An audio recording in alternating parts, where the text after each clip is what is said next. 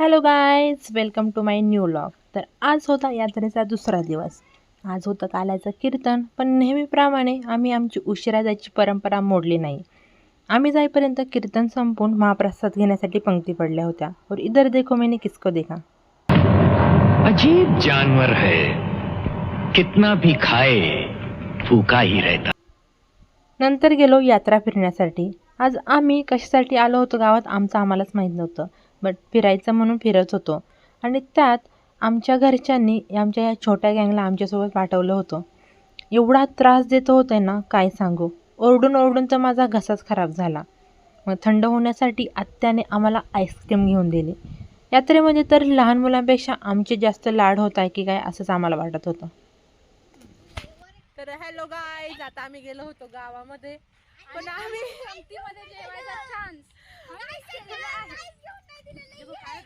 एवढी पाणीपुरी खाल्ली आहे, गोळा खाल्लाय, तरी ह्या दोन पोरींचं समाधान नाही झालेलं आहे.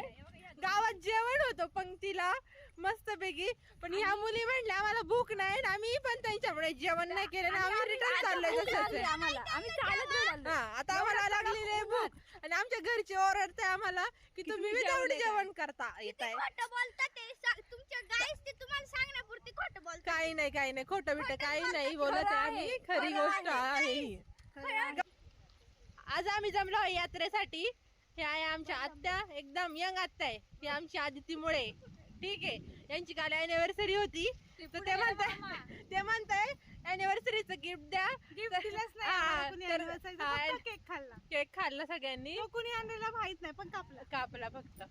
तुम्हाला कसं वाटतं, काल किती अॅनिव्हर्सरी होती तुमची?